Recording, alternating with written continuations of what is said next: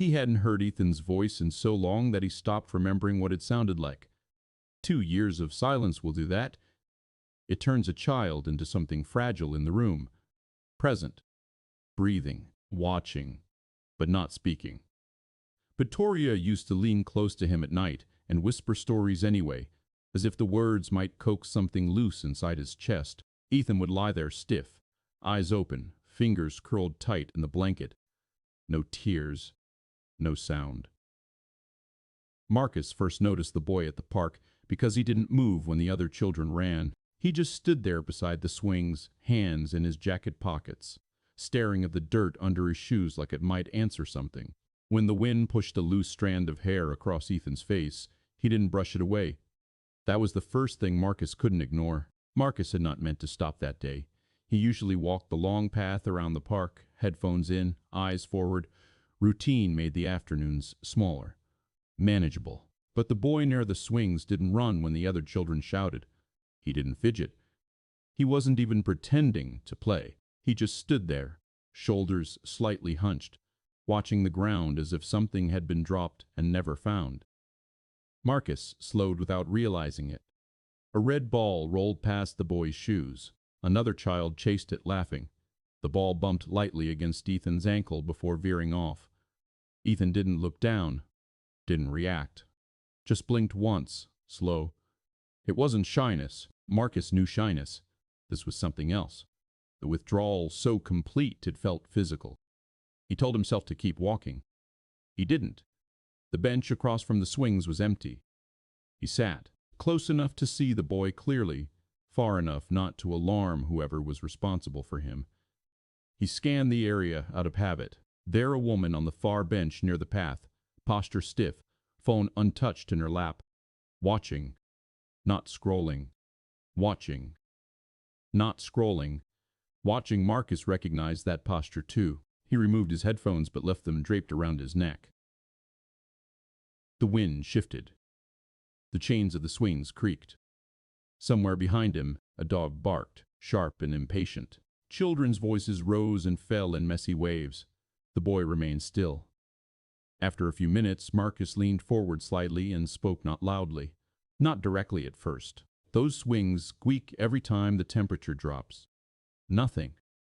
He waited, not expecting a reply, just allowing the words to exist in the space. They fixed them last spring, he added, brushing dust from his palms. Didn't last. The boy's gaze flickered. Not to Marcus, to the swing. Small, but real. Marcus felt it like a pulse. He didn't smile. Smiles could feel like pressure. Cold metal shrinks, he continued almost to himself, makes the bolts tighter. Silence. He could sense the woman watching now more intently. Protective, evaluating. Good. He kept his tone neutral. Calm, like weather commentary. Do you like the swings? The question hung there. Ethan's fingers tightened inside his jacket pockets. His jaw shifted slightly, a small movement beneath the skin. Marcus waited. 5 seconds. 10. A child bumped into Ethan's shoulder accidentally while running past. Ethan stumbled half a step but didn't protest. Didn't glare. Didn't speak. The other child shouted a quick, careless, "Sorry," and kept running. Ethan adjusted his balance and returned to stillness. Marcus exhaled slowly. "Name's Marcus," he said after a moment, still not turning fully toward him. "I come here most afternoons." He let the sentence end there. No follow-up.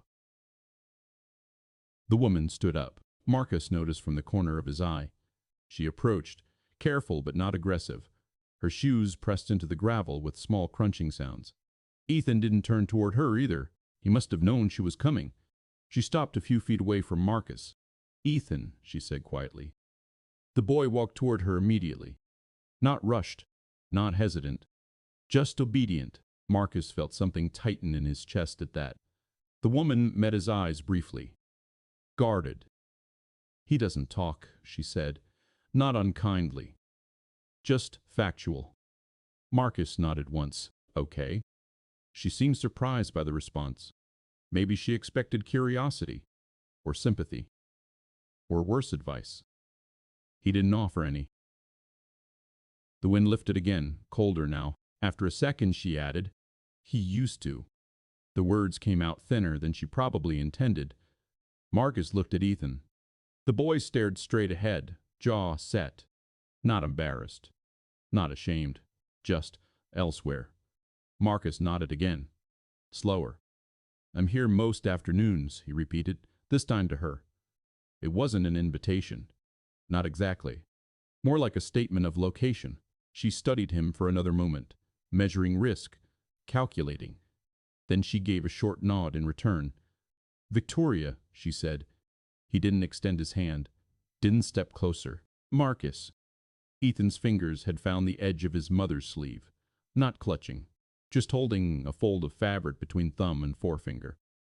Marcus noticed the way the boy's knuckles were pale. Victoria noticed him noticing. Her shoulders tightened slightly. "It's been 2 years," she said abruptly, as if the number had been sitting in her throat all day. Marcus didn't ask what happened. The silence that followed wasn't awkward. It was dense. A car door slammed in the parking lot beyond the trees. A crow flapped down onto the fence and hopped twice. Ethan glanced at the crow, his lips parted. Just slightly. Marcus felt the shift in the air before it happened. A sound, not a word. More like a breath caught on its way out. Victoria froze. Ethan's mouth closed again. The moment passed. Marcus didn't react, didn't lean in, didn't praise. He just said softly, "Cold makes metal louder." Ethan's gaze moved to him then, directly, for the first time. There it was, not emptiness, something else. Marcus held the eye contact for 1 second. 2. Then looked back toward the swings, easing the pressure away. Victoria exhaled. He could hear it. She wasn't ready for hope. Hope made things worse when it left. After another minute, she touched Ethan's shoulder. "Time to go." He followed without resistance. Halfway down the path, Ethan looked back, not at the swings, at Marcus. Marcus lifted his hand slightly. Not a wave, just acknowledgement. Ethan didn't lift his hand back, but he didn't look away immediately either. When they disappeared past the trees, the park felt different. Quieter, somehow. Marcus stayed on the bench longer than usual. His palms were cold. He flexed his fingers once, as if testing something. 2 years. He tried not to imagine what silence that long does inside a child. He had seen variations of it before. After hospitals, after accidents, after nights that split a family into before and after. But this felt specific. He stood finally, brushed dirt from his jeans. As he walked the path home, he noticed the squeak of the swings again behind him. Rhythmic, persistent, cold metal tightening. He told himself it was just a park, just a boy. He told himself not to come back tomorrow for a reason. He knew he would anyway, and he wasn't sure why. That unsettled him more than anything else. He came back the next afternoon and told himself it was coincidence. The sky was overcast, the kind that presses low and makes everything feel closer than it is. Fewer children this time. The wind carried the smell of damp leaves and something metallic from the nearby fence. Ethan was already there, same spot, near the swings, hands in his pockets again. But this time he wasn't staring at the dirt. He was watching the chains move when no one was on them, swaying lightly from leftover motion. Victoria sat closer today, not far across the path, closer to him, still upright, still alert. Marcus didn't look at her right away. He walked the path once, slow as he usually did. Let them see him before he sat down. Let it feel ordinary. When he reached the bench, he sat without speaking. The silence stretched, but it didn't feel hostile. Just cautious. Ethan's shoes were different today, dark blue instead of gray. One lace slightly longer than the other. Marcus noticed small things. He always had. After a minute, he said, "Looks like rain." Ethan didn't move. Marcus tipped his head toward the sky. "Smells like it too." Still nothing. That was fine. He leaned back and listened to the faint hum of traffic beyond the trees. A stroller rolled past on the path behind him. A toddler cried, sharp and brief, then stopped. Marcus waited. He had learned a long time ago that silence isn't empty, it's full of decisions happening out of sight. Ethan shifted his weight from one foot to the other. Progress. Victoria stood up suddenly and walked toward them, not hurried, just decisive. "I don't want him pushed," she said quietly, stopping a few feet away. Marcus nodded once. "He won't be."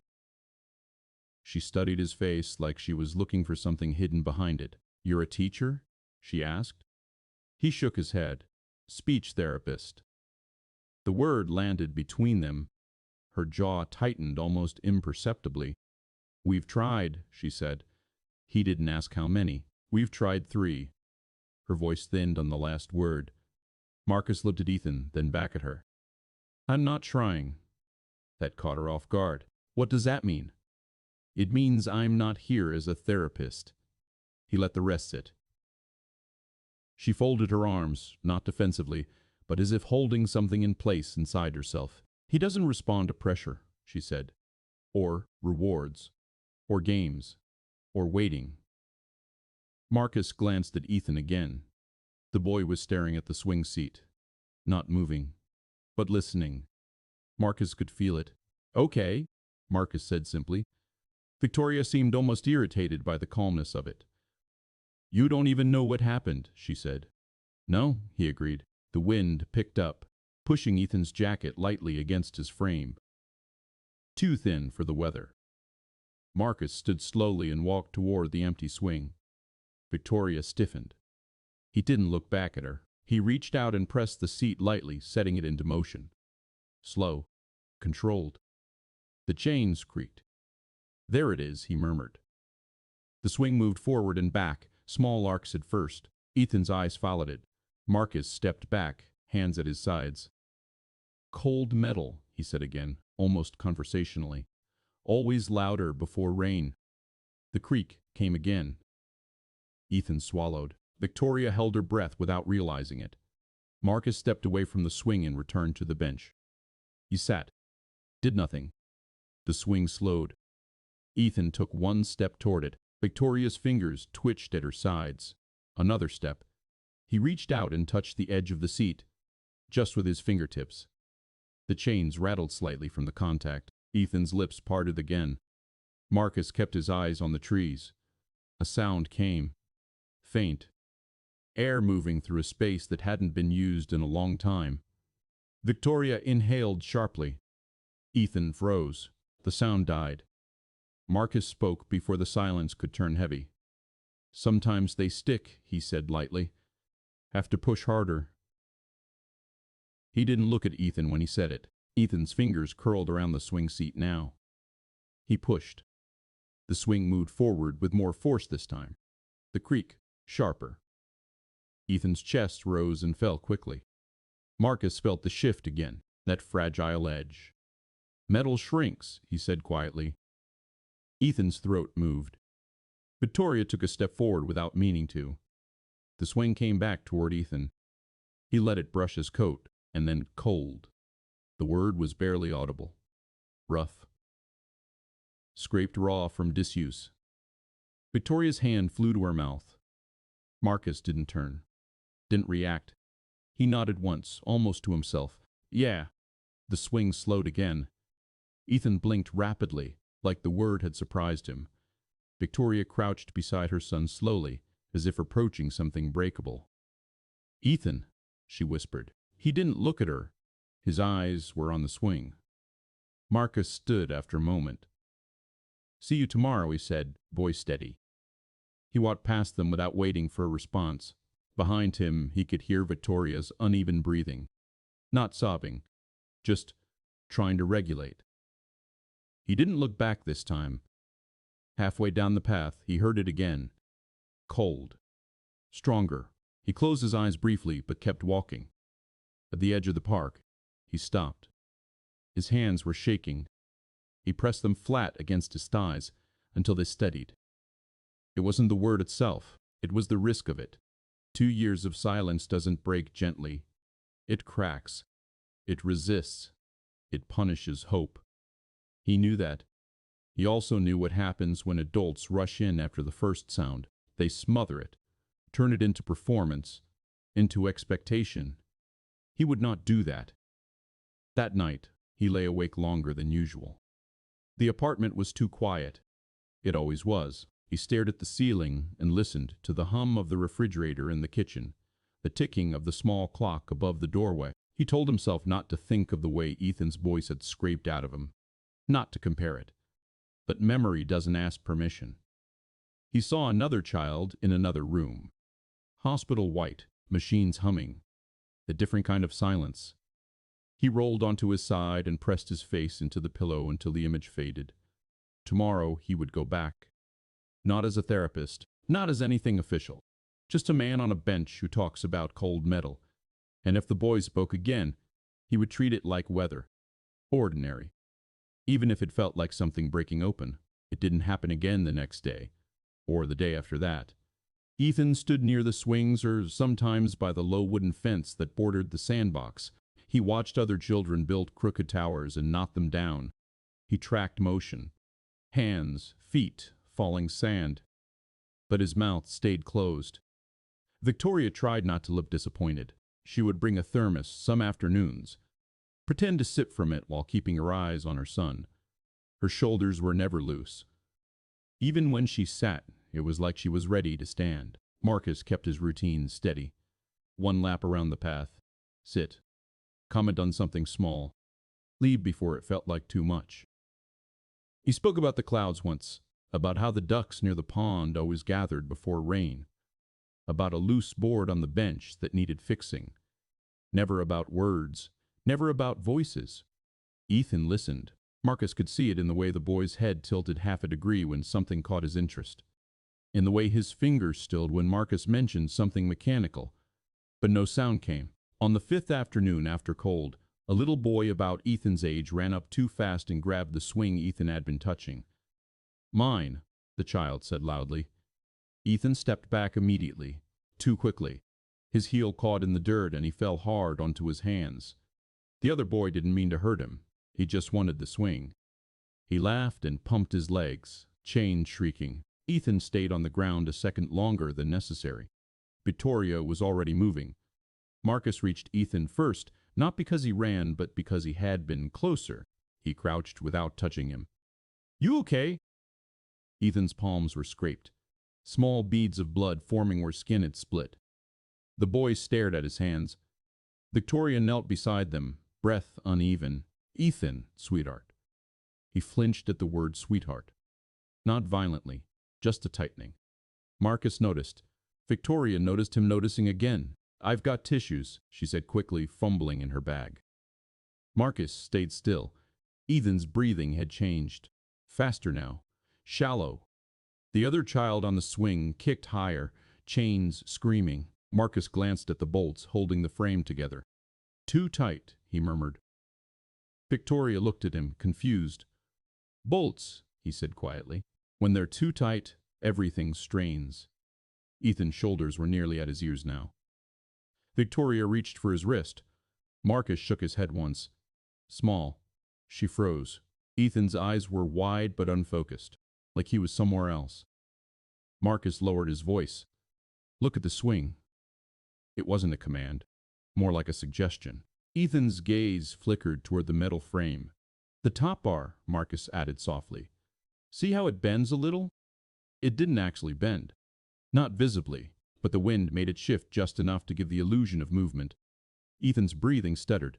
Marcus kept his own steady. "Slow, metal holds," he said, "even when it sounds like it won't." Victoria's hands were trembling now. She pressed them into her knees to stop it. Ethan swallowed. The screaming chains. The laughing child. The wind pushing at his coat. Then, stop. The word came out strained, almost swallowed. But it was clear. The child on the swing didn't hear him. Victoria did. Marcus did. Marcus stood and walked toward the swing. Not fast, just deliberate. "Hey," he said to the boy pumping his legs. "Give him a turn." The boy frowned but slowed. He jumped off after a second, distracted by something else entirely. The chains quieted. Ethan was still on the ground. Victoria moved to help him up, slower this time. He let her. When he stood, his hands were shaking. Marcus didn't look triumphant, didn't even look pleased. He brushed dirt off his jeans. "Scrapes sting more in the cold," he said casually. Victoria stared at him like she wanted to say something sharp. Or grateful. Or both. Ethan stepped toward the swing, not to use it, just to stand beside it. His scraped palms faced outward slightly, as if air might cool them. Marcus walked back to the bench and sat. He didn't speak again. Victoria wrapped Ethan's hands gently with tissues. Her movements were careful, almost apologetic. They stayed another 10 minutes. No more words came. But something had shifted. On the walk home that evening, Marcus felt it settle into him. 2 words in 1 week. Not planned, not prompted, but real. He should have felt professional satisfaction. A clinical part of his brain cataloged it automatically: spontaneous speech, under emotional trigger, situational context tied to sensory stimuli. He pushed that part away. This wasn't a case study. When he reached his apartment, the hallway light flickered again like it always did. He paused outside his door longer than usual. Inside, the air felt stale. Still. He set his keys down quietly. There were days he didn't speak at all either. No one to speak to. No reason. He had chosen that, though. Silence had been different in his home once. It had been peaceful. Shared. Comfortable. After the accident, it had turned sharp. He rubbed a hand over his face. Ethan's "stop" echoed faintly in his mind. Not loud, but determined. Marcus sat at the small kitchen table and stared at the wall until the light outside faded completely. He told himself again, don't push. Let the boy find his own edges. Let him decide when the metal is too tight. The next afternoon, rain finally came.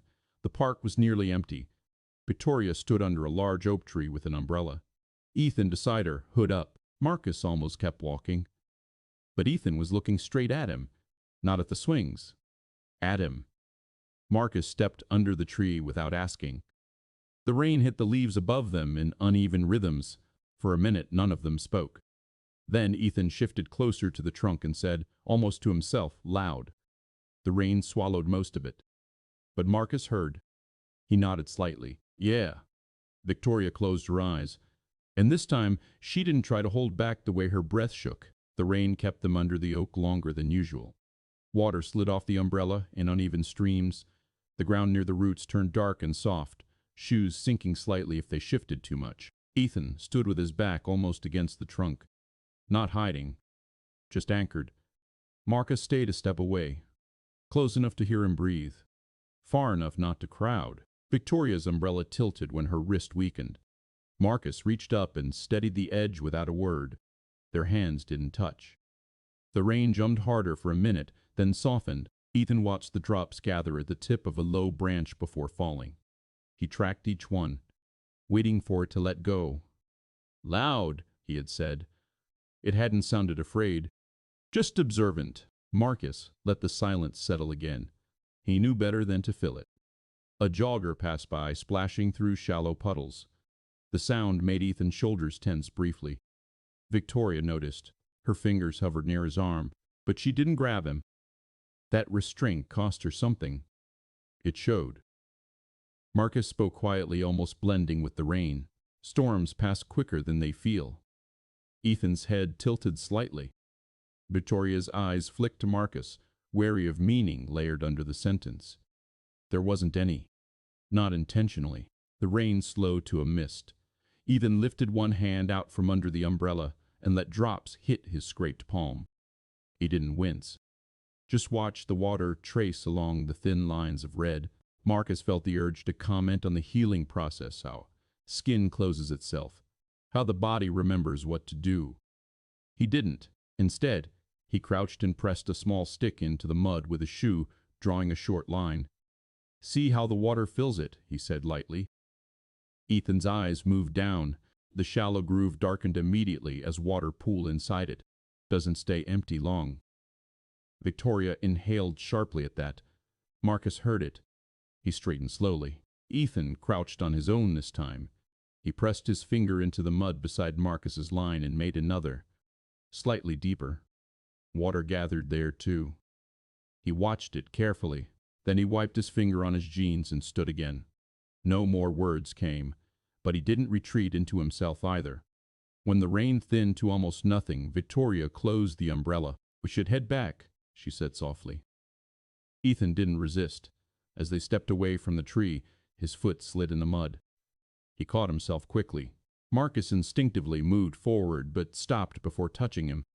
Ethan steadied, looked down at the smear on his shoe. "Mess," he muttered. The word was clearer than the others had been. Victoria froze mid-step. Marcus kept his expression neutral. "Yeah, parks are good at that." Ethan glanced at him, not smiling, but not blank either. They walked toward the path together this time, not in a tight cluster, just parallel. At the edge of the lot, Victoria turned. "I don't understand why this is working," she said quietly. Marcus looked at Ethan, who was tracing a crack in the pavement with the tip of the shoe. "It's not working," Marcus replied. "He is." She held his gaze for a moment, searching for something ego, maybe. Ownership. She didn't find it. "You're not taking notes," she said. "No." "You're not correcting him." "No." She hesitated. "You don't even seem excited." Marcus considered that. "I am," he said finally, "just not out loud." Victoria studied his face again, as if measuring the truth of it. Ethan tugged lightly at her sleeve. "Home," he said. The word was quiet but steady. Victoria's composure cracked then. Just a little. Her lips parted, but she didn't speak. She nodded instead and took his hand. They walked away. Marcus stayed where he was until they were out of sight. The word home lingered in his mind longer than the others had. Not because it was clearer, because of how it landed in his own chest. That night, his apartment felt smaller. He moved through it without turning on many lights. The kitchen bulb flickered again. He didn't fix it. He opened the hall closet and stood there longer than necessary, staring at a cardboard box on the top shelf. He hadn't opened it in months. He pulled it down slowly and set it on the floor. Inside were small things. A toy truck with one wheel slightly bent. A blue knit hat. A photograph turned face down. He didn't flip the photograph over. Not tonight. Instead, he picked up the truck, ran his thumb over the bent wheel. Metal shrinks in the cold. Bolts tighten. Everything strains. He set the truck back carefully and closed the box. Ethan's voice had come back in fragments, not because someone demanded it, not because someone cheered when it happened, just because someone cheered when it happened, just because space had been left for it. Marcus sat on the edge of his bed and let that settle. He knew this wasn't a straight line. He had seen enough children stall after early progress. Sometimes they retreat further than before. Words can feel dangerous once they return. They make things real. The next week would test that. He felt it without knowing why. Back at the park, the following afternoon, the swings were dry again. The ground firm. Ethan approached them first this time. He touched the chain lightly, then looked over his shoulder at Marcus. Not waiting, just checking. Marcus nodded once. Ethan climbed onto the swing. His movements were stiff at first, then steadier. Victoria stood a few steps back, arms folded tight across her chest. Marcus didn't push the swing, didn't offer. Ethan planted his feet and rocked himself gently. The chains creaked. He swallowed, then, almost lost in the rhythm, higher. The word barely rose above the wind. Victoria's hand flew to her mouth again. Marcus stayed seated. "Okay," he said simply. Ethan pushed harder with his legs. The swing rose a little more.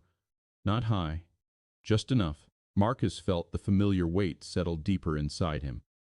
This was no longer about sound. It was about choice. And choice, once it returns, changes everything. The setback didn't come loudly. It arrived on a bright afternoon when nothing felt wrong. The sky was clear, the park almost warm for once. Children louder than usual, the air sharp with early spring. Ethan had been speaking in single words now. Not every day, not in full sentences, but enough that silence no longer felt permanent. Victoria carried that fragile progress like glass. Marcus could see it in the way she watched Ethan's mouth when he moved, as if the next sound might shatter if she blinked. Ethan stood near the climbing structure instead of the swings. He had started doing that recently, testing different corners of the park. Marcus stayed on his bench. Routine mattered. A group of older boys ran through the space too fast, chasing each other. One of them slammed into the metal ladder hard enough to make it rattle violently. The noise cut through the air, sharp, sudden. Ethan dropped instantly. Not fell dropped. Hands over his ears, knees to the ground, breath gone. Victoria was moving before Marcus fully stood. It's okay, she rushed, kneeling beside him. Ethan's eyes were wide but unfocused again. Marcus felt something cold pass through him. He had seen this before. Noise that becomes something else. Victoria reached for Ethan's shoulders. He recoiled this time. Not from her exactly. From everything. The older boys stared briefly, then ran off, embarrassed and restless. The ladder still trembled slightly from the impact. Marcus stepped closer but didn't kneel yet. Ethan's breathing had turned ragged. Fast pulls of air that didn't settle. Victoria's voice was climbing higher without her noticing. You're safe. It was just a noise. Ethan, look at me. Marcus winced inwardly. Ethan wasn't in a place where looking would help. Marcus crouched slowly, keeping his movements visible. The ladder shook, he said, calm and even. That's all. Victoria glanced at him sharply, frustration flashing. He ignored it. The bolts held, he added. Ethan's fingers pressed harder against his ears. Marcus lowered his voice further. It sounded worse than it was. Victoria's hands hovered helplessly now. Ethan's breathing didn't slow. Marcus felt the edge approaching the point where panic feeds itself. He shifted his position slightly so he was in Ethan's line of sight without forcing it. The ground didn't move, he said quietly. Feel it.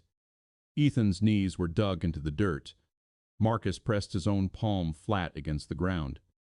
Still, he murmured. Ethan's gaze flickered downward. Just briefly. Victoria saw it and went silent. That silence cost her. Marcus could see the effort in her jaw. Ethan's breathing hitched again. Marcus waited. Didn't rush the next sentence. Metal makes noise, he said, even when it's strong. Ethan's shoulders trembled. A small sound escaped him. Not a word. Not a cry. Just raw air breaking unevenly. Marcus kept his hand against the dirt. Still, he repeated. Slowly, Ethan lowered one hand from his ear, then the other. His breathing was still fast, but it had rhythm now. Victoria let out a shaky exhale she'd been holding too long. Ethan blinked several times. The world seemed to come back to him piece by piece. He looked at the ladder, then at Marcus's hand on the ground, then, finally, at his mother. Victoria didn't grab him this time. She stayed still. Ethan swallowed. No, he whispered hoarsely. Victoria leaned forward instinctively. Know what, sweetheart? He flinched again at sweetheart. Marcus noticed. Victoria stopped herself mid-reach. Ethan's jaw tightened. No loud, he said, voice strained. It wasn't a request. It was a plea. Victoria's face crumpled slightly, but she forced it steady. I know, she said softly. Marcus stood slowly. The moment was fragile, but not broken. Ethan stayed kneeling another few seconds before pushing himself upright. His legs wobbled. Victoria moved closer, but didn't touch. That restraint again. Marcus stepped back to give them space. The park noise had dulled, as if the other children sensed something had shifted. Ethan didn't speak again that afternoon. He stood beside his mother, fingers gripping the fabric of her sleeve again. When they left, he didn't look back at Marcus. That was new. Marcus stayed on the bench long after they were gone. His chest felt tight in a way he recognized too well. Progress is uneven. He knew that. But knowing didn't soften it. On the walk home, he passed a construction site a few blocks from his apartment. A metal beam dropped somewhere inside the fenced area, with a crash that echoed down the street. His body reacted before his thoughts did. heart racing, breath caught. For a second, he was not on that sidewalk. He was in a hospital hallway again. White lights, too bright. A nurse speaking too gently. The sound of something metal hitting tile. He stopped walking, closed his eyes. The street noise returned gradually. A car honked in the distance. Someone laughed nearby. The present forced its way back in. He exhaled slowly. The setback wasn't just Ethan's. That unsettled him more than he expected. That night, he didn't open the closet. He didn't look at the box. He sat at the kitchen table and stared at his hands instead. They had been steady in the park, but now they trembled faintly. He flexed his fingers. Still strong, still capable, but not untouched. He wondered if Victoria blamed him, if she would decide the risk was too high, if she would pull Ethan away before the progress turned into something fragile and unpredictable. He wouldn't argue if she did. He had promised himself he wasn't here to fix anything. And yet, the next afternoon, he went back to the park anyway. The swings were empty. The bench felt colder than usual. He sat, waited, and tried not to listen for footsteps that might not come. They didn't come the next day. Marcus told himself that was reasonable. After what happened, a break made sense. He walked the path anyway, sat on the bench anyway, listened to the swings creak in the wind. Without Ethan there, the sounds felt louder, pointless. He left earlier than usual. The second day, he almost didn't go. He stood in his apartment with his hand on the doorknob longer than he should have. The hallway light flickered again. He stared at it until it steadied. If they weren't coming back, he needed to accept that quietly. No drama, no entitlement. He went anyway. They were there. Not near the swings this time. At the far edge of the park, by the low stone wall that separated the grass from the parking lot. Victoria stood with her back to him. Ethan sat on the wall, feet not touching the ground, kicking lightly against the stone. Marcus didn't approach immediately. He walked the path once, giving them time to notice him without being cornered. Ethan saw him first. The kicking stopped. Victoria turned a second later. Her expression was tired, not angry, just worn thin. Marcus slowed as he reached them but didn't close the full distance. "Hi," he said. Victoria nodded. "Hi." Ethan looked at his shoes. Silence settled. Different from before. Heavier. Watchful. Marcus rested one hand on the stone wall, leaving space between himself and the boy. "Swings look quiet today," he said. Ethan's jaw tightened slightly. Marcus saw it. He shifted course without pause. Wind's not strong enough to make them complain. Victoria's eyes flicked to him. Grateful, maybe, or just relieved he hadn't pushed. Ethan's foot resumed a small, uneven kick against the wall. Marcus let the quiet stretch. After a minute, Victoria spoke, low enough that Ethan wouldn't feel it aimed at him. "He didn't sleep," she said. Marcus nodded once. "He kept covering his ears," she added, "even when the house was quiet." Marcus swallowed. "I'm sorry," he said. She studied him carefully. "For what?" He considered that. "For not seeing it coming," he said finally. Her brows pulled together. "You didn't cause it." "No," he agreed, "but I recognized it too late." Victoria looked at Ethan. "He used to love fireworks," she said softly. Before. The word hovered without explanation. Marcus didn't ask. Ethan's kicking slowed. Victoria's voice shifted slightly, firmer now. "We're not stopping the park." It wasn't offensive. It was a decision. Marcus felt something ease in his chest. "Okay," he said. Ethan slid off the wall suddenly. The movement startled both adults. He walked past them, not toward the swings, not toward the climbing structure, toward the open field. The grass there was uneven, patches of dirt breaking through. Marcus and Victoria followed at a distance. Ethan stopped near the center and stood very still. The park noise felt farther away here. No metal, no chains, just whine through grass and distant traffic. Ethan crouched and pressed both palms flat against the ground. Marcus froze. Victoria's breath hitched. Ethan closed his eyes. The wind pushed lightly against his jacket. He stayed there longer than expected. Marcus stepped closer but didn't speak. Ethan's shoulders rose and fell, slower this time. Not panicked, intentional. After a while he opened his eyes and looked up at Marcus. Not past him. At him. "The ground," Ethan said quietly. Marcus felt the words land before he understood them. "Yeah," he replied. Ethan pressed his hands harder into the earth. "Still," he added. Victoria covered her mouth with both hands. Marcus crouched slowly across from the boy, mirroring the posture without thinking. "Still," he agreed. The grass bent in the wind, but the soil beneath it didn't move. Ethan looked between them. Something steadied in his expression. Not confidence. Not yet. But recognition. He stood up on his own. Victoria stepped forward, careful. Ethan didn't recoil this time when she rested her hand lightly on his shoulder. Marcus remained crouched for a moment longer, letting the ground hold him too. When he stood, he noticed his knees had stiffened, age creeping in quietly. They walked back toward the benches together, not in a line, just near each other. Victoria spoke after a few steps. "What happened to you?" It wasn't abrupt. It was gentle, careful. Marcus kept his eyes forward. "An accident," he said. She waited. He didn't fill the silence immediately. "My son," he added, voice steady but thinner now. 4 years ago." Victoria stopped walking. Marcus didn't. He took 2 more steps before realizing she hadn't followed. He turned. Her face had gone pale. "I'm sorry," she said. He nodded once. "Me too." Ethan was watching both of them closely. Children notice shifts adults think they hide. Marcus crouched slightly to Ethan's level. "Metal can break," he said quietly. "But the ground usually doesn't." Ethan absorbed that. Victoria exhaled slowly, something inside her rearranging. No one said more. They reached the benches again. Ethan didn't go near the swings.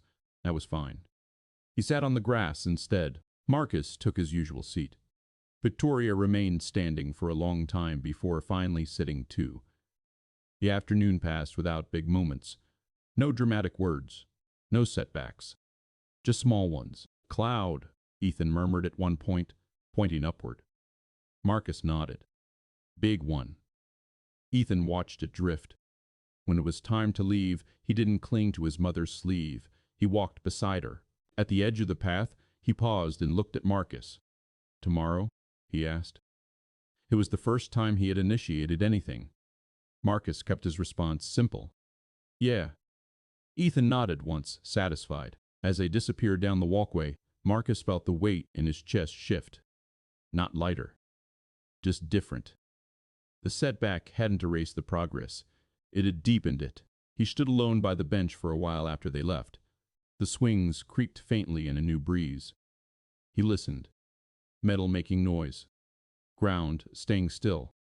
He could live with that balance. For now, it was Victoria who broke the pattern. Up until then, the park had been neutral ground. Open sky. Space to step back when things felt too close. One afternoon, as Ethan traced slow circles in the dirt with the toe of his shoe, Victoria said, almost casually, "Would you like to come by for dinner sometime?" Marcus didn't answer right away. Ethan's head lifted. The question wasn't light. It carried risk. Victoria seemed to realize that as soon as the words left her mouth. "You don't have to," she added quickly. He talks about the park at home now." Marcus looked at Ethan. "Park," the boy confirmed quietly. There was something steady in his voice when he said it. Ownership. Marcus felt the familiar tightening in his chest. Homes were different from parks. Walls held echoes. He could have declined, gently.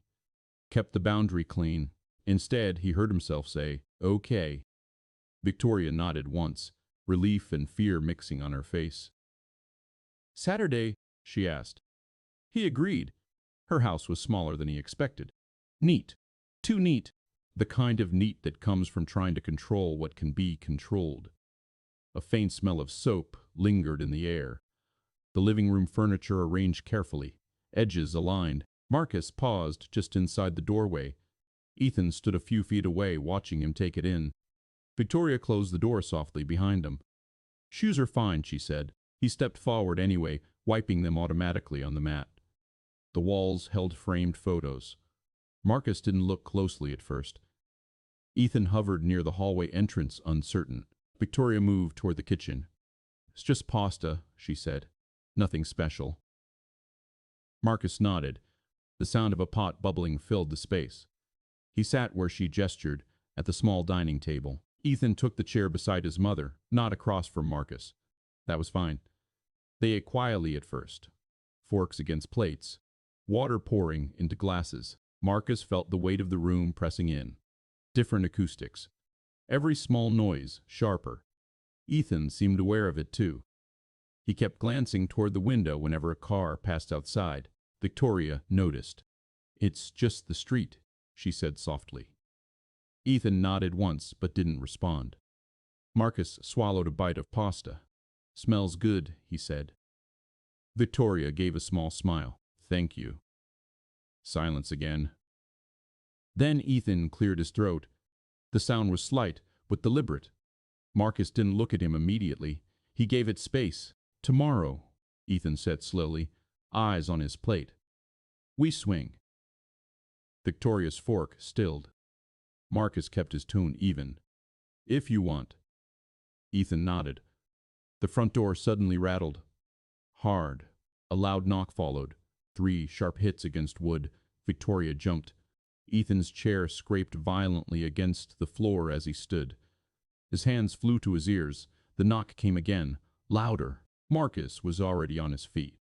It's okay, Victoria said quickly, but her voice had climbed again. Ethan's breathing spiked. The door rattled once more. Marcus crossed the room in 3 steps and reached the door before Victoria could. He opened it. A teenage boy stood there holding a package. Sorry, the boy muttered. Wrong house. Marcus exhaled slowly. The door closed, but the sound had already done its damage. Ethan was on the floor now, back against the wall, palms pressed hard over his ears. Victoria knelt beside him, panic rising visibly. It's over, she repeated, too quickly. Marcus crouched down across from Ethan. The walls made everything louder. Trapped it. Look at me, Victoria pleaded. Ethan squeezed his eyes shut tighter. Marcus lowered himself until he was sitting on the floor, too. Floor's solid, he said calmly. Victoria glanced at him. He pressed his palm flat against the hardwood. Doesn't move, he added. Ethan's breathing was erratic. Marcus didn't rush the next words. It was wood, he said. Just wood and knuckles. Victoria's shoulders were trembling now. The house felt too small. Ethan's breath caught painfully in his throat. No, he gasped. Marcus leaned forward slightly, still not touching him. Feel the floor, he said. Ethan's fingers trembled. Victoria pulled her hands back from him. Gave space. After several long seconds, Ethan lowered one hand from his ear and pressed it against the floor beside Marcus's. His breathing hitched again. Still, Marcus murmured. Ethan squeezed his eyes tighter, then opened them. The panic didn't vanish. But it shifted. Victoria's voice had gone silent now. She watched both of them with something fragile in her expression, not just fear. Realization. Ethan's breathing slowed inch by inch. The room quieted. Marcus stayed seated even after Ethan's hands dropped fully from his ears. They remained on the floor a long time. No one rushed to stand. Finally, Ethan whispered, "House loud." Marcus nodded. Sometimes. Victoria swallowed hard. I should have warned you, she said to Ethan, voice breaking. He shook his head slightly. Not blaming, just stating. Door, he said. Marcus felt it. The connection forming. Noise had context now. Victoria pressed her lips together, trying to hold something steady inside herself. Ethan looked at Marcus again. Not just checking. Choosing. Marcus held his gaze calmly. We can open it first next time, he said quietly. Ethan considered that. A plan. Something to hold. After a moment, he nodded. Victoria sat back against the wall, exhausted. Marcus remained where he was, back against the opposite side. The dinner sat untouched on the table. Steam gone. The house quiet again, but changed.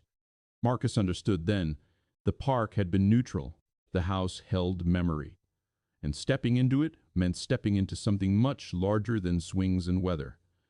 He had crossed a line, not as a therapist, as something else. He wasn't sure yet what that was, but he felt the weight of it settle into place. They didn't finish dinner.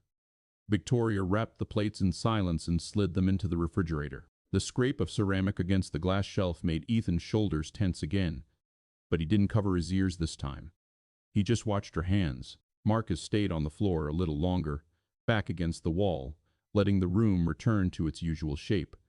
Houses breathe differently after fear passes. The air feels used. Ethan had moved to the couch, not curled up, sitting upright, feet flat on the floor, as if ready to stand again if he needed to. Victoria joined him carefully. Marcus stood only when it felt natural, not abrupt. "I should go," he said. It wasn't retreat. It was respect for the edges of the evening.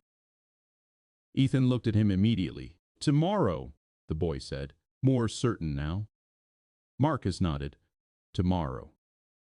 Victoria walked him to the door. This time, before opening it, she paused. She looked at Ethan.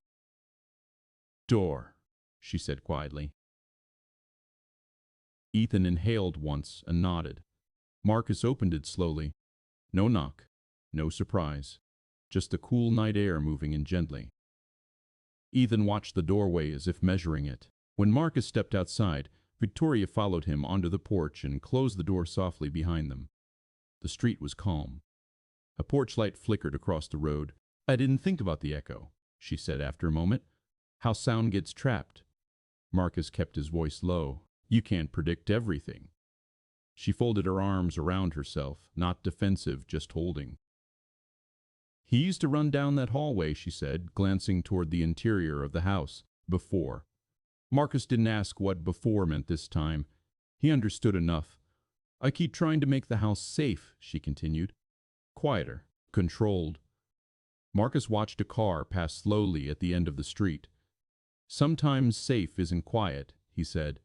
"Sometimes it's knowing what the sound is." Victoria absorbed that without replying. After a few seconds, she asked, "Does this feel wrong to you?" He knew what she meant. Blurring lines. Letting something personal grow where something clinical once lived. "Yes," he said honestly. She gave a small, tired smile. "Good." He almost smiled back. "Thank you," she added. "Not dramatic. Not overdone. Just real." He nodded once and stepped off the porch. He didn't look back as he walked down the sidewalk, but he could feel her standing there until he reached the corner. The next afternoon at the park, Ethan ran. Not far, not fast, but he ran from the bench to the open field without stopping. Victoria stood frozen for a second before following at a walk. Marcus felt the shift immediately. Ethan wasn't avoiding the swings. He wasn't avoiding the ladder. He was choosing space. The grass bent under his shoes. The wind caught his jacket and ballooned it slightly behind him. He stopped near the center and turned in a slow circle, scanning the park. Marcus walked out toward him, hands in his pockets. Victoria stayed near the benches this time, giving distance. Ethan looked up at Marcus. "Door loud," he said. Marcus nodded. "Yes." Ethan pressed his lips together, thinking. "Ground still," he added. Marcus felt something settle deep in his chest. "Yeah." The boy crouched and pressed his palms to the earth again, this time without panic. Marcus mirrored him once more, slower now. Ethan glanced sideways at him. Then he said, carefully, "Metal loud, door loud, ground not." The sentence was uneven, rough at the edges, but whole. Marcus swallowed. "That's right," he said quietly. Ethan stood up and brushed dirt from his hands. Victoria was watching from a distance, one hand pressed flat against her chest, as if holding her own breath steady. Ethan looked toward the swings. For a moment Marcus thought he would walk there. Instead he turned toward the small paved path near the entrance. "Open," he said. Marcus understood. They walked together to the park gate. It was a simple metal latch. It made a small click when lifted. Marcus stepped aside. Ethan reached up slowly and wrapped his fingers around the cool metal. He looked at Marcus once, not asking permission, just confirming presence. Marcus nodded. Ethan lifted the latch. Click. The sound was small, contained. He opened the gate halfway, closed it. Click. He flinched slightly the first time, less the second. By the third, his shoulders barely moved. Victoria had walked closer without realizing it. Ethan looked back at her. Door, he said again. She nodded, tears gathering but not falling. Yes. He opened and closed the gate once more. Click. Then he stepped back, not triumphant, just steady. Marcus felt the weight of the past weeks rearrange inside him. It wasn't about making sound disappear. It was about walking toward it on purpose. Ethan returned to the grass and lay down on his back, staring at the sky. Marcus stayed standing near the gate for a moment longer before joining him. They didn't speak for a while. Clouds drifted overhead, slow and indifferent. After several minutes, Ethan said almost casually, "I was scared." Marcus turned his head slightly. "I know." Ethan kept his eyes on the sky, still scared. Marcus nodded. "Yeah. No speeches, no fixing, just agreement." Victoria sat down on the grass a few feet away, close enough to reach him if needed, far enough to let him breathe. The wind moved softly over the field. Ethan closed his eyes briefly, then opened them again.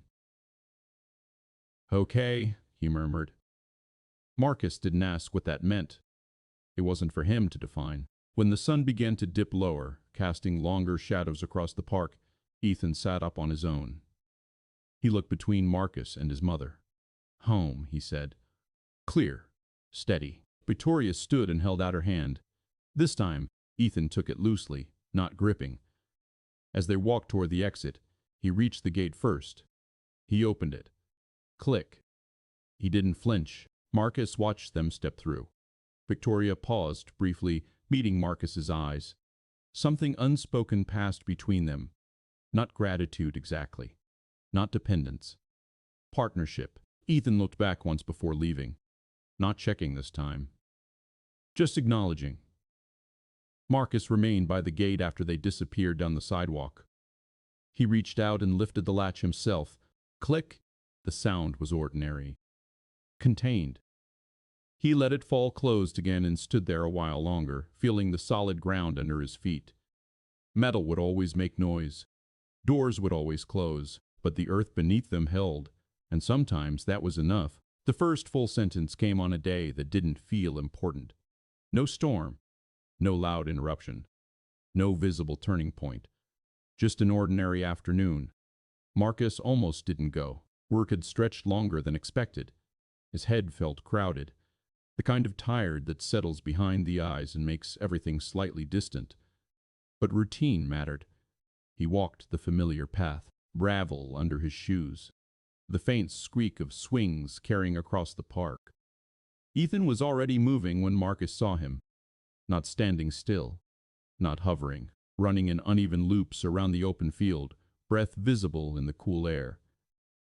Victoria sat on the bench with her shoulders finely lowered, not completely relaxed, but closer than before. Ethan spotted Marcus and changed direction mid-run, cutting across the grass toward him. He didn't stop abruptly this time. He slowed naturally, catching his breath. Marcus waited. Ethan bent slightly, hands on his knees, breathing hard. Then he straightened. "I don't like when it's loud," he said. The sentence came out uneven. Slight pauses between words, but clear, structured. Marcus felt it land somewhere deep. "I know," he replied quietly. Ethan studied his face as if checking for something surprise, celebration. Marcus gave him neither. Ethan continued, slower now, choosing each word carefully. "But I can open it." Marcus nodded. "Yes." Victoria stood up without realizing she had. Ethan looked toward the gate. "Can we?" he asked. Marcus gestured lightly. "You can." They walked together to the entrance. Ethan reached for the latch. Click. He flinched only slightly. He opened the gate halfway, paused, then closed it again. Click. His shoulders remained steady. Victoria's eyes shone, but she stayed back. Ethan turned to Marcus. "I was scared in the house," he said. Marcus held his gaze. "I know." Ethan swallowed. "I thought it was going to happen again." The air shifted. Victoria's breath caught sharply.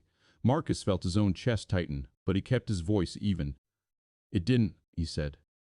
Ethan nodded once. "No." The word carried weight now. Understanding. Marcus crouched slightly to meet his height. "Sometimes your body remembers louder than your head," he said. Ethan frowned, thinking. "But the ground didn't move," he replied.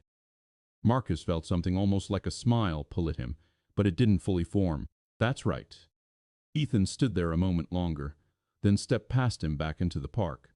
No hesitation. Victoria approached slowly. She didn't speak at first. Her face was different now, softer around the edges. "He talks at home," she said quietly. "Not all the time, but he does." Marcus nodded. "He asked me why the door was loud," she added. "I told him wood shakes." Marcus glanced at the gate.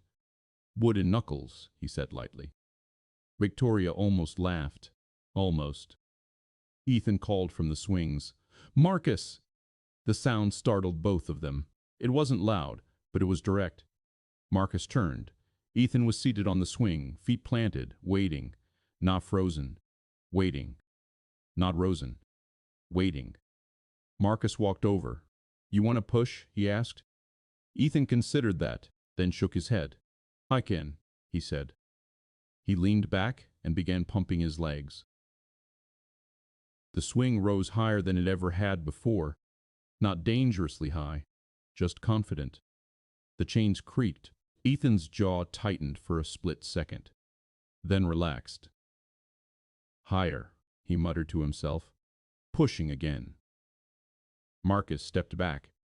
Victoria stood a few feet away, hands loosely clasped. Ethan swung in steady rhythm, wind against his face, the metal's complaint softer in the warmer air. "I'm not scared right now," he said suddenly. Marcus looked at him carefully. "Okay." Ethan didn't smile. He just kept swinging. After a minute, he slowed himself down and dragged his shoes against the dirt to stop. He hopped off. Walked over to Marcus. "I remember," he said. The words were quieter. Marcus waited. The car was loud, Ethan continued, voice thinner now. Then nothing. Victoria had gone completely still. Marcus felt the world narrow slightly around them. "You don't have to tell me," he said. Ethan nodded. "I know." They stood there, in the open field, sunlight cutting across the grass in long strips. Ethan looked down at the ground. "It didn't move," he said again. Marcus swallowed. "No." Victoria stepped closer, slowly. Ethan reached for her hand on his own. Not gripping, just holding. Marcus felt the space between them settle into something steady. Not fixed, not perfect, but steady. After a moment, Ethan looked up at Marcus. "Will you come tomorrow?" he asked. Marcus didn't hesitate. "Yes." Ethan nodded, satisfied. He didn't need more than that. As they walked toward the gate together, Ethan reached it first again. He lifted the latch. Click. He opened it wide this time and stepped through without pause. Victoria followed. Before leaving, Ethan turned back. Not checking. Not needing reassurance. Just speaking. "See you." Marcus nodded once. "See you." The gate closed gently behind them. Click. The sound didn't echo the way it used to. Marcus stayed in the park after they left. The swings moved lightly in the wind. Children's voices rose and fell around him. Ordinary noise. He stood in the center of the field and pressed his palm against the earth once more. Still, he let out a breath he hadn't realized he was holding. The boy had found his voice, not because someone forced it open, not because silence was wrong, but because he decided sound wasn't the enemy. Marcus remained there until the sun dipped lower. Then he walked home slowly, the steady rhythm of his steps matching something inside him that had been uneven for years. It didn't end with a breakthrough. There wasn't a day where Ethan suddenly talked the way he used to, where sentences poured out and the past folded itself neatly into something manageable. It was slower than that. Quieter. The park became ordinary again. That was the real change. Marcus noticed it one afternoon when he arrived, and Ethan was arguing with another boy over whose turn it was on the slide. Not frozen. Not withdrawn. Annoyed. "You had two," Ethan said, firm and clear. The other boy rolled his eyes. So it's mine now." Marcus stood a few feet away, pretending not to listen. Victoria watched too, but she didn't intervene. The disagreement lasted less than a minute. The other boy gave in and ran off toward the monkey bars. Ethan climbed the steps without looking back for approval. Halfway down the slide, he laughed. The sound caught Marcus off guard. It wasn't loud. It wasn't careful. It was just there. Victoria covered her mouth with her hand again, but this time she was smiling through it. Later, as they sat on the bench, Ethan leaned back against the wood and said, "I don't like when it's loud, but I can tell when it's just noise." Marcus nodded slowly. "That's important," he said. Ethan looked thoughtful. "Noise is different than before," he added. Marcus didn't ask him to explain. He didn't need to. Victoria's hand rested lightly on Ethan's shoulder. Not gripping. Not bracing. Just resting. There were still hard days.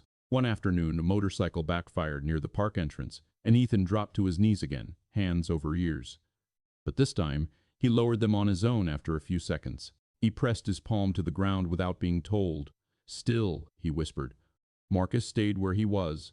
Victoria stayed where he was. They let him come back, by himself. He stood up afterward and brushed dirt from his jeans. "I'm okay," he said. And he was. Not untouched. Not fearless. But okay. The invitations to dinner became more regular. The house didn't feel as tight anymore. Victoria stopped apologizing for every small sound.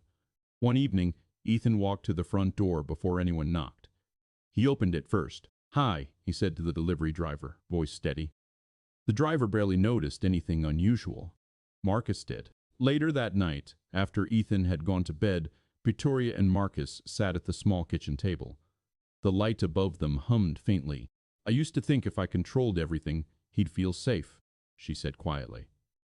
Marcus traced the rim of his glass with his finger. "And now," she looked toward the hallway where Ethan slept, "now I think he just needed to know I would stay when it wasn't controlled." Marcus let that settle. "That's harder," he said. She nodded. "Yes." There was a long pause. "You didn't try to replace anything," she added. Marcus met her eyes. "I couldn't," he said simply. They both understood. He still kept the box in his closet. He still woke some nights with the memory pressing too close, but it didn't feel as sharp. The park had given him something he hadn't expected. Not a second chance. Nothing so dramatic, just a place where sound didn't automatically mean loss. One late afternoon, months after the first word of the swings, Ethan walked beside Marcus without prompting. They crossed the open field together. "Do you miss him?" Ethan asked suddenly. Marcus stopped walking. The question wasn't careless. It was direct. "Yes," Marcus said. Ethan nodded. "I miss before," he replied. Marcus understood that too. They stood there in the middle of the grass. Two different kinds of missing. Neither one trying to fix the other. After a moment, Ethan said, "It's still loud sometimes." Marcus looked toward the gate. "Yeah, but not all the time." Marcus nodded. "Not all the time." Ethan seemed satisfied with that. They walked back toward Victoria, who was watching them with that same quiet steadiness she had learned to trust. As the sun lowered and shadows stretched long across the park, Ethan ran ahead toward the swings.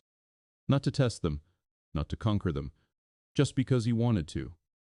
Marcus slowed his pace. He watched the boy climb onto the seat and push off on his own. The chains creaked faintly. Wind moved through the trees. Ordinary sounds.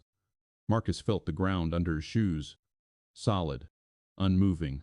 He had come to the park thinking he was helping a silent child find his voice. What he hadn't expected was the way the silence inside himself would shift too. Not disappear, just soften. Ethan's laughter carried across the grass. Victoria stood near the bench, no longer bracing against the world. Marcus stayed where he was for a moment longer, letting the noise exist without measuring it. Then he walked forward. Not as a therapist, not as someone trying to fix what had broken, just as a man who understood now that healing wasn't about quiet. It was about staying when the sound returned. The gate clicked gently in the breeze behind them. No one flinched. And that was enough.